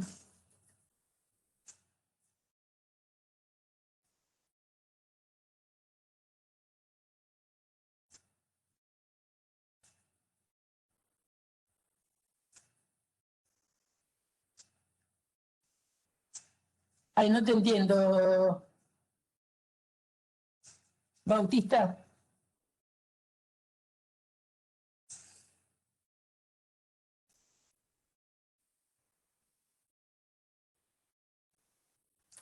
A ver si te aclaro sin haberte entendido plenamente. Que existan quiere decir que al menos alguno de los objetos que viven en este universo hace verdadera la proposición. Entonces, alcanza con que vos exhibas un elemento que sea número real, sea número entero y sea par. Si eso lo conseguís, entonces esta expresión es verdadera. Entonces, ¿qué pasa? Vos adentro de los números reales, por ejemplo, tenés el número 4. El número 4 pertenece a este U, ¿no es cierto? El número 4 es un número real. El número 4 sería E de 4 y P de 4. ¿Qué opinas de esto? Esto dice, 4 es un número entero y 4 es un número par. Entonces, esto se cumple. Entonces, con que haya alguno que vive en el universo y que cumpla lo que dice, reemplazando la X por el 4, esto es verdadero, entonces el existe va a ser verdadero. Es cierto que si vos reemplazás la X por el 5, eso es falso, porque tendrías E de 5 y P de 5. Acá, esta es falsa. Pero no importa, porque ya hay una que es verdadera. Entonces, con que haya una que sea verdadera, haya una en que sea verdadera, el existe anda bien. Es decir, el existe alcanza, para hacer una proposición existencial verdadera, alcanza con que un individuo del universo lo cumpla. Para todo, una proposición universal es verdadera si todos los individuos del universo la cumplen. ¿Eso te aclara? ¿Sí? ¿Ahora sí? Bien. Entonces, el existe es más permisivo, digamos, ¿no? Existe quiere decir que al menos uno que vive en el universo la cumpla. Fíjense que, por ejemplo, si yo pongo un 4 que sea este, miren, un 4 que sea 3, 1, 5. ¿Qué pasa con esto? Acá yo voy a poder hacer E de 1, perdón, E de 3 y P de 3. E de 1 y P de 1. E de 5 y P de 5. ¿Qué pasa en este universo? 3 es un número entero y 3 es un número par. ¿Esto cómo es? Esto es verdadero, pero esto es falso. Por lo tanto, el resultado total va a ser falso. E de 1 y P de 1 va a ser falso, porque 1 no es número. Esta también va a ser falsa. Entonces, no hay ningún individuo en este universo, o ninguna constante también decimos, ninguna constante de este universo, que las constantes son el 3, el 1 y el 5. ¿Por qué le llamamos constantes? Porque son concretas, no se mueven como la X. La X se mueve adentro de estas constantes, pero yo cuando agarro el 3 es el 3. El 1 es el 1, el 5 es el 5. Gran novedad. Bueno, entonces, cuando en lugar de X acá meto 3, en el esquema pongo el 3, me queda 3 es un número entero y 3 es un número par. ¿Qué pasa? Acuérdense que una conjunción es verdadera si las dos son verdaderas. Acá lo que me falla es que el 3 no es par. ¿Está bien? Entonces, en este universo, ninguno de las constantes que están dentro del universo, o objetos que están en el universo, o individuos que están en el universo, hacen que la conjunción sea verdadera. Por lo tanto, en este universo, esta expresión es falsa. En cambio, si consideran un universo 5, por ejemplo, que tuviera el 1, el 4 y el 1 medio,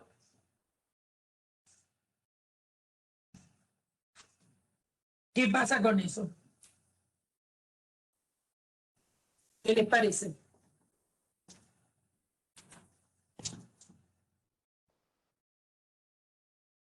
¿Qué pasa con eso?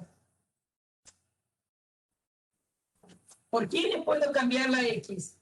Por 1, por 4, por 5. Entonces voy a tener E de 1 y P de 1.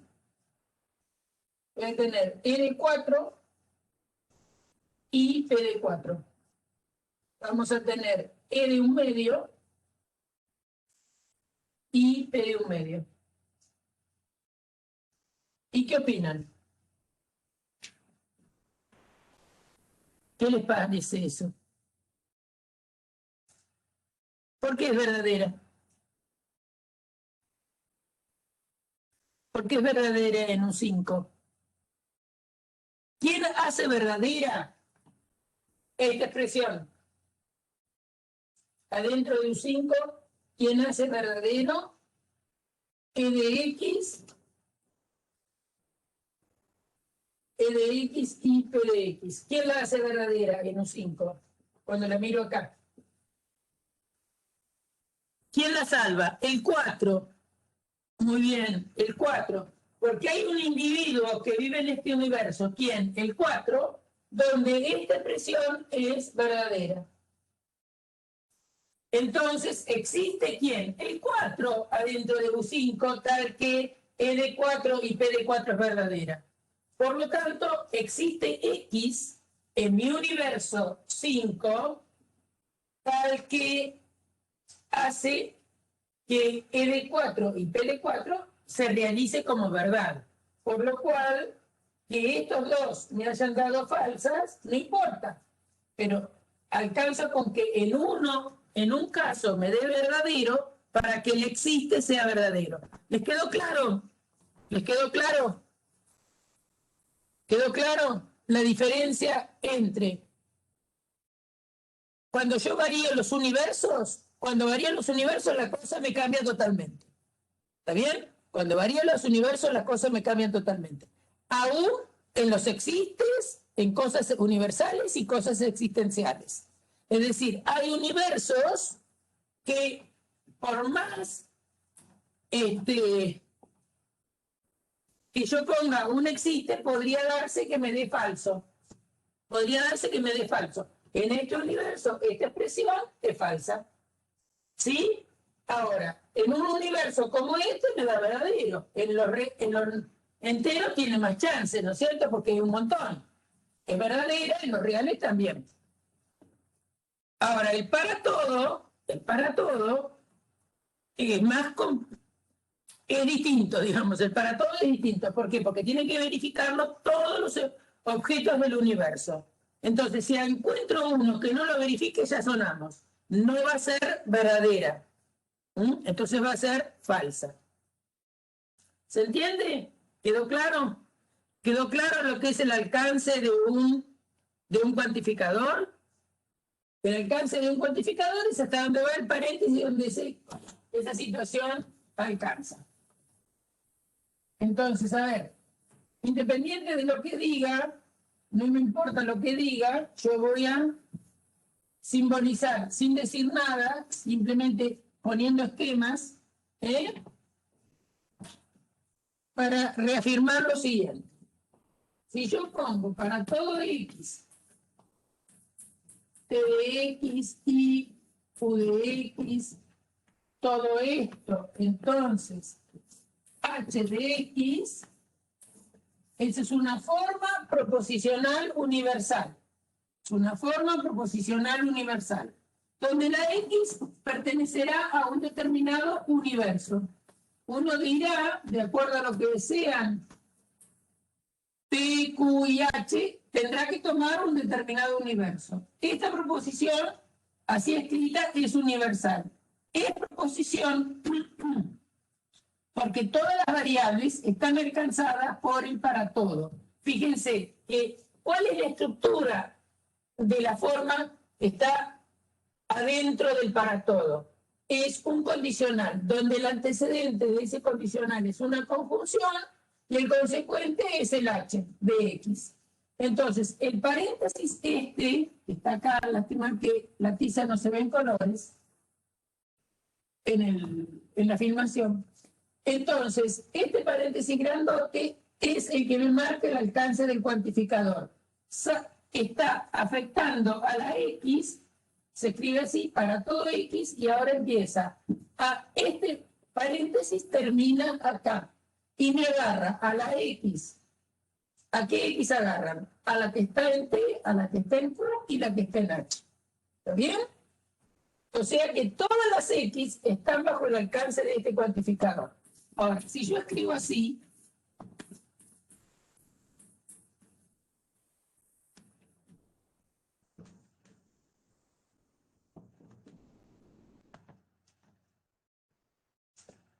la X, esta está libre, decimos. No está ligada por el alcance de este cuantificador. Porque este cuantificador alcanza su dominio hasta acá. Se abrió el paréntesis después del que se pone habitualmente después del para todo X, porque esta X está ligada por el para todo, por eso se le pone entre paréntesis, y después la X, que está ligada, empieza a abarcar de dónde a dónde su dominio, desde acá a donde se cierra el paréntesis. Esta X no está alcanzada, es decir, no está dominada por el para todo. ¿Por qué? Para todo X, ¿no? Porque me quedo afuera y acá cerré. ¿Se dan cuenta lo distinto que es tener el renglón de arriba a tener el renglón de abajo? La única X que está ligada son las dos X que aparecen adentro de esta conjunción, que es el antecedente de esto. La situación es que esto es una proposición, porque tiene todas las variables ligadas. Cuando hay alguna variable libre, lo que ya tenemos es un esquema. Entonces, esto, por más que tiene un cuantificador, como tiene esta variable libre, es un esquema. Sutil, ¿no? Bueno, pero eso es importante que lo sepan. La única variable ligada es la X, que quedó ligando a la X esta y a esta otra, a la que aparece en T y la que aparece en Q.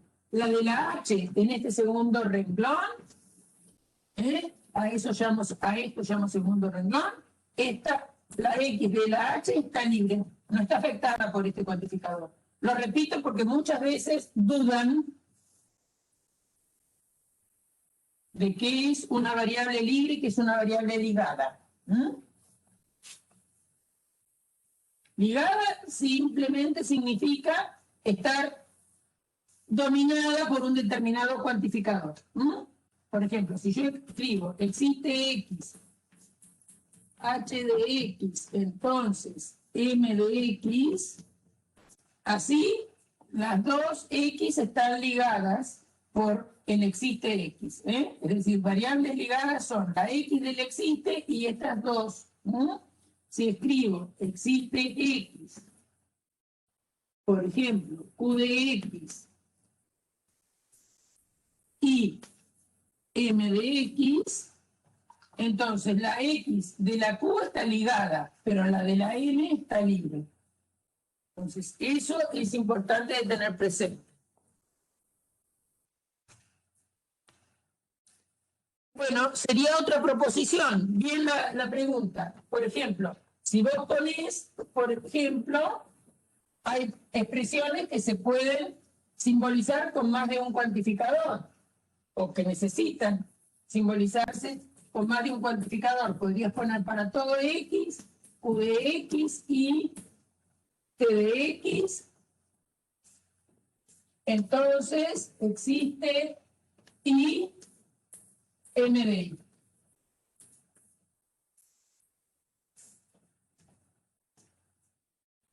La X está ligada y esta Y de M de Y está ligada con el existe. Ahí no hay ninguna variable libre.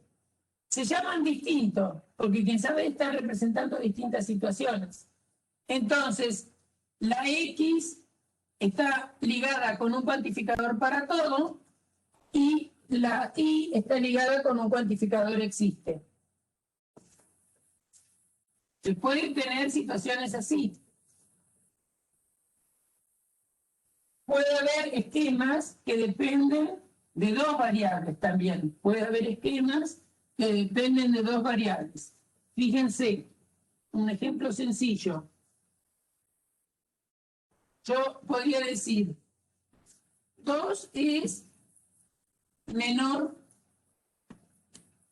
que 7, ¿no? Pero 2 no es el número menor que otro. Entonces yo podría fabricar un esquema que sea esto. M de XY, que diga X es menor que Y. ¿Está bien? Entonces, lo que estoy teniendo acá arriba no es otra cosa que un caso particular de esta expresión M de 2, 7, donde quiere decir que la X la cambio por 2, es importante el orden de las cosas que están entre paréntesis. La X es la que figura primero y la Y es la que figura segundo. Entonces, esto se lee X es menor que Y.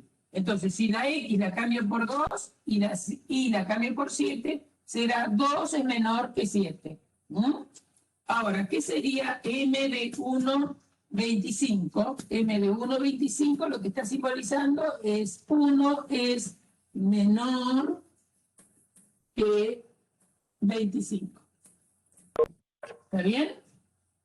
Entonces, yo podría poner, por ejemplo, fíjense que la X y la Y son cosas distintas. ¿Sí? Entonces, sí, podríamos poner, a ver, ¿cómo ya nos estamos yendo a algo bastante complicado, pero bien, me gustó que me pidieran esto. A ver, ¿puedo escribir la siguiente, a ver cómo escribiríamos la siguiente expresión? Todo número natural tiene uno que es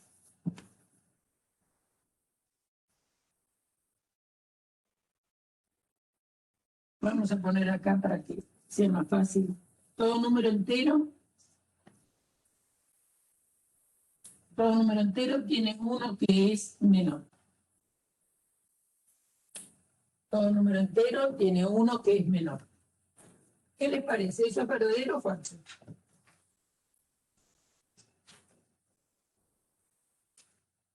Ahí dice que cualquiera es el número entero, existe otro que también es entero y es menor. Vamos a dibujarlo. Si yo tengo los números enteros, lástima que no se ve esto, a ver si se ve.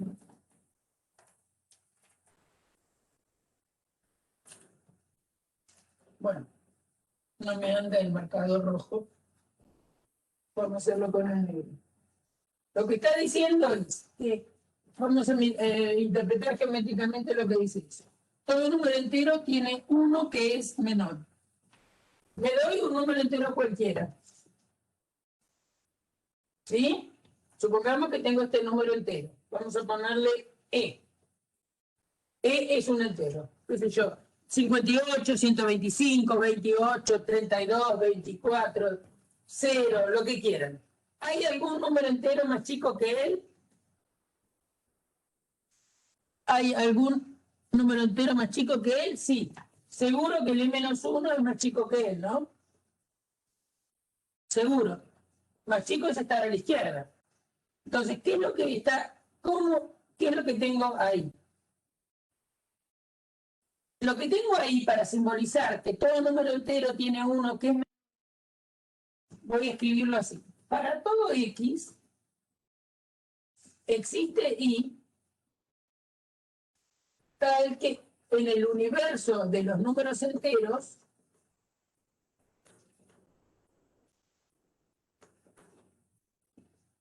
m de x, y. ¿Quién es menor? Ah, no. M de ix. Porque el menor es el que está primero, ¿no? Este es más chico que este. Entonces, para todo x existe y, tal que y es menor que x. Para todo número entero hay un entero que es más chico que x. A ver si están de acuerdo que estoy simbolizando esto. Todo número entero tiene uno que es menor que él. Pueden ser muchos, ¿no? Los que hay menores. ¿Qué les parece? Para todo entero hay uno que es más chico que x. Cualquiera es el entero que a mí se me ocurra, hay uno que es más chico, seguro. Entonces, esto es verdadero.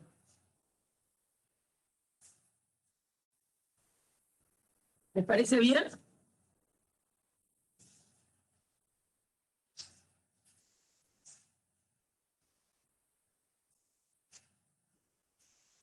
A ver. ¿Sí? Agarra un entero cualquiera. Acá dice, agarra un entero cualquiera. Esto sería así, hablado informalmente. Toma un entero cualquiera. Toma un entero cualquiera. Toma un entero cualquiera. Agarramos un entero cualquiera. Supongamos que lo llamo x. No es para llamarlo con la misma variable, pero yo para que vean el jueguito de las variables, cómo es. Entonces, dado un entero cualquiera, lo que yo quiero ver, si es cierto que existe un y, también entero, que es más chico que x. ¿Y hay algún y más chico que x? En el dibujo, cualquiera que ande por acá y que sea entero, me sirve de y. ¿No es cierto? Este me sirve de y, este me sirve de y, este me sirve de y, me sirve. ¿Está bien? Hay un montón. ¿Sí? Eso es lo que simboliza esta expresión. Y es más chico que x. Dado un entero cualquiera, bueno, si en lugar de ahí no les gusta ese, agarren este, como x. ¿Habrá algún entero más chico que él? Y sí, cualquiera de los que está acá. Cualquiera de estos me sirve como y para este x. ¿De acuerdo? Ahora vamos a mirar si decimos, si intercambiamos los cuantificadores. Si intercambiamos los cuantificadores, ¿qué simboliza? ¿Cómo pasaríamos al lenguaje simbólico? Lo siguiente, para todo i, no, existe i, para todo x, m de ix.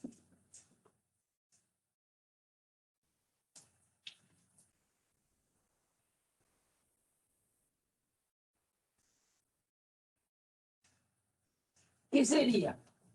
Hay un número entero, que para cualquier número entero, y es más chico que todos. Hay un número entero, y tal que para cualquier entero, y es más chico que x. ¿Qué opinan de eso? Hay un número entero, tal que para todo número entero, el y es más chico que x. ¿Qué opinan de eso?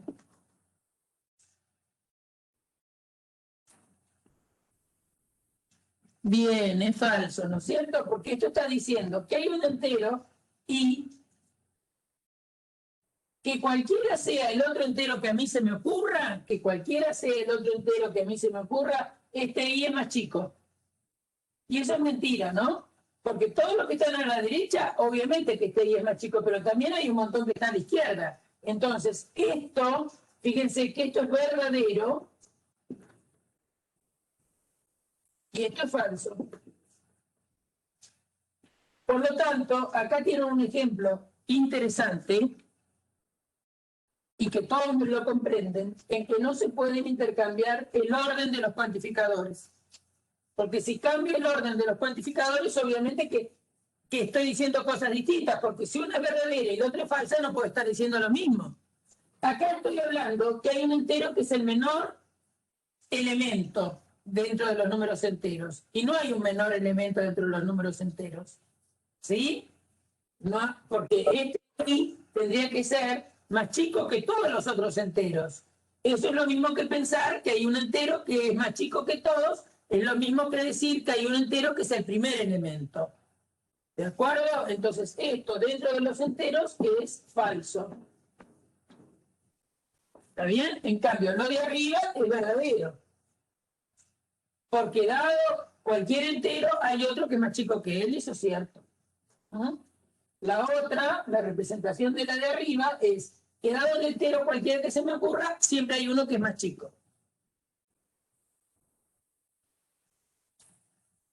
¿Se entendió?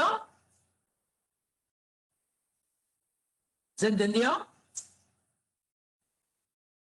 Claro, si cambio el orden de los cuantificadores, por eso dije yo, es importante saber en qué universo estamos trabajando, es importante saber el alcance de los cuantificadores, es importante qué cuantificadores usamos. Los esquemas de dos variables muchas veces son útiles para explicar algo tan sencillo como es el orden adentro de los números, ¿no? Es decir, para ordenar los números nosotros necesitamos un esquema de dos variables, menor o menor o igual. Es decir, no nos tenemos que sorprender que haya esquemas de dos variables. ¿Está bien? En la vida cotidiana también podríamos decir X ama a Y, ¿no? Y eso también pasa.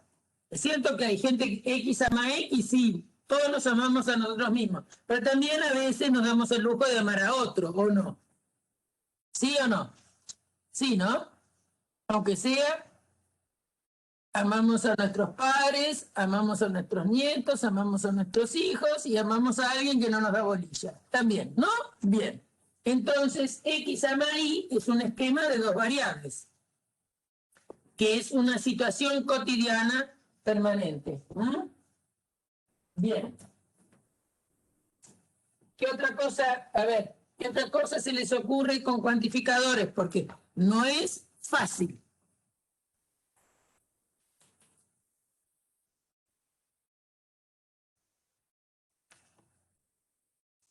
¿Qué otra cosa se les ocurrió mientras leyeron la parte de los cuantificadores?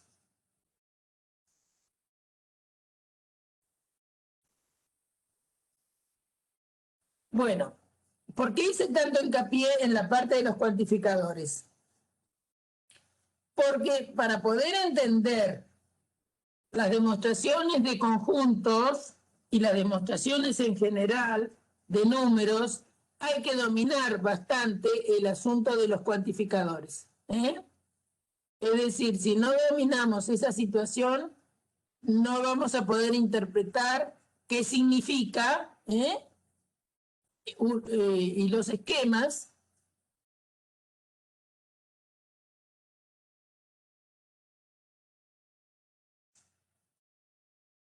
¿Por qué? A ver, las constantes. Bueno, no sé en qué. Las constantes son para lo que me está preguntando Valentino, voy a salir hablando. Las constantes solas por sí mismas no tienen un valor de verdad, salvo que le atribuya yo alguna propiedad. ¿Está bien? Entonces, suponemos que si yo digo las constantes son objetos que pertenecen a algo que yo dije que era el universo. Entonces, si mi universo es el conjunto 3, 0, 27, las constantes de este universo son el 3, el 0 y el 27. Ellas son esas y no tienen más propiedades que ser lo que son. Ahora, si vos escribís un esquema, como podría ser m de x que sea x es un número impar. X es un número impar. Entonces, a partir de este universo vos podrías hablar de m de 3, de m de 0, de m de 7. Perdón, de 27. ¿Y qué es m de 3? 3 es un número impar. ¿Qué es m de 0? 0 es un número impar.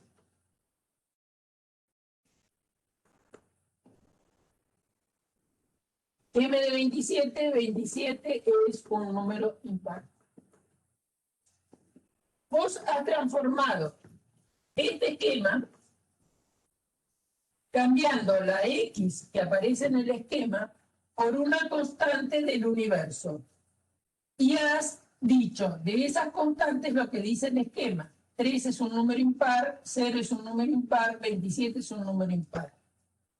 Ahora, cuando yo cambié la variable que estaba en el esquema por cada uno de estos valores, obtuve estas tres cosas. Estas tres cosas, que son, no son cualquier cosa que anda por el aire, son proposiciones. Esta es verdadera, esta es falsa y esta es verdadera. La variable en sí no es ni verdadera ni falsa. ¿Está bien? Lo que se transforma en verdadero o falso es cuando la constante la meto en el lugar de la variable en un esquema determinado. Entonces, si yo en lugar de eso, de este esquema, en este universo, hubiera puesto Q de X, X es múltiplo de 3, X es múltiplo de 3, y ese fuera mi esquema, entonces yo hubiera fabricado Q de 3, que sería 3 es múltiplo de 3.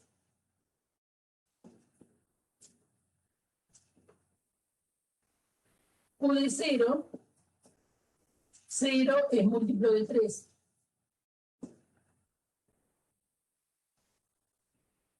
Q de 27, 27 es múltiplo de 3.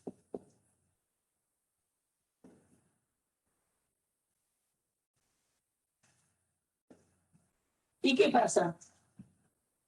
Fíjate que 3 es múltiplo de 3, sí, porque 3 por 1 me da 3. 0 es múltiplo de 3, sí, porque 0 por 3 me da 0. 27 es múltiplo de 3, sí, porque 9 por 3 me da 27. Entonces, estas proposiciones que se obtuvieron de reemplazar la X de Q por cada una de las constantes que está en el universo, transforma al esquema en proposiciones todas verdaderas. Entonces, la constante por sí misma no es ni verdadera ni falsa. Lo que va a ser verdadero o falso es el reemplazo que yo haga de la X que figura en un determinado esquema por las constantes que viven en ese universo. Ahora, ¿entendió? ¿Ahora entendiste? ¿Sí? ¿Ahora quedó bien? ¿Quién era el que me preguntaba? Valentín me parece que era, ¿no? ¿Sí? ¿Sí? Es decir, uno le llama constante al individuo, objeto, variable, número, persona, etcétera, que esté en un determinado universo. Vos vas a considerar un universo adecuado para el esquema que estés trabajando. Si estás diciendo, qué sé yo,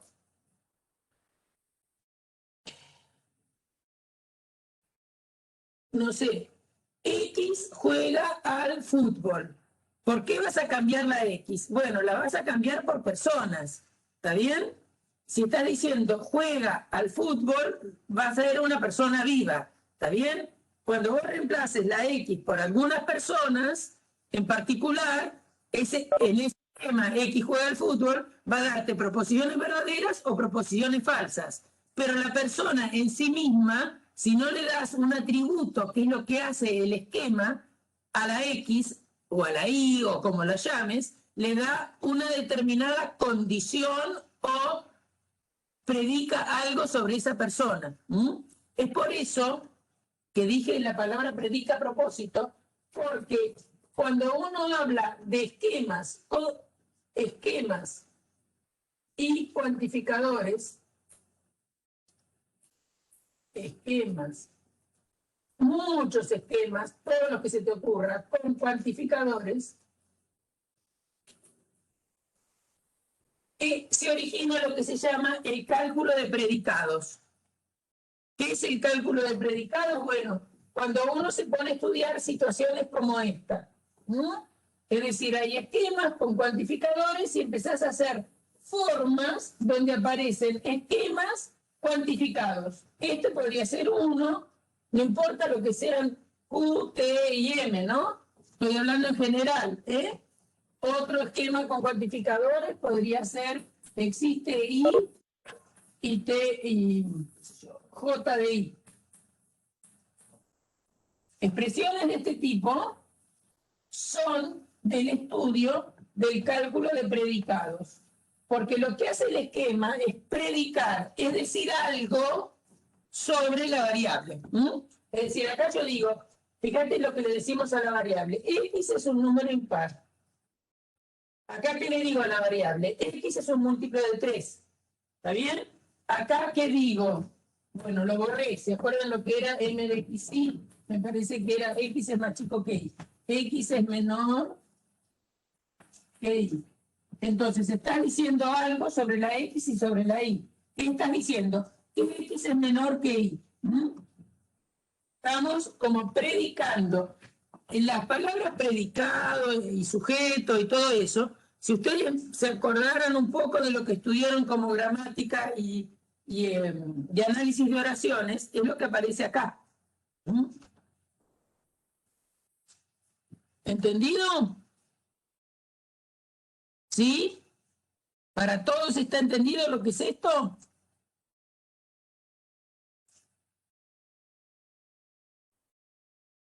¿Sí? Bien. Bueno. Pareciera que hoy no di mucho en adelante, ¿eh? No adelanté mucho con teoría de conjuntos. La clase que viene lo vamos a hacer, pero quería explayarme en cuantificadores y universos, porque eso es una cosa que les cuesta mucho. No sé si a todos los que vinieron a la clase de hoy, quién sabe, para algunos fue medio reiterativo por lo que ustedes ya saben, pero prefiero que sea así, ¿saben? Porque yo soy partidaria que las bases tienen que ser bien fuertes para poder seguir adelante. Porque un conjunto está definido en función de propiedades que tienen que cumplir sus elementos. Y las propiedades que tienen que cumplir sus elementos son nada más y nada menos que predicados. Es decir, si yo digo el conjunto de los X, tal que X es estudiante, así estoy definiendo un conjunto. Entonces, los esquemas, los que hacen verdadero un determinado esquema, son los elementos de un conjunto. Y después, cuando defino las operaciones entre conjuntos, también tienen que ver con las operaciones entre esquemas. Por eso es importante manejar los esquemas y los cuantificadores. Bueno, nos vamos. ¿O quieren seguir en clase? Yo no tengo problema. ¿Qué hacemos? ¿Nos quedamos dando clase o nos vamos? Nos vamos. Bueno, sí, porque es demasiado tiempo y llega un momento que ya no rinde. Entonces, acuérdense que el lunes volvió a ser feriado. Entonces, si los lunes volvió a ser feriado, entonces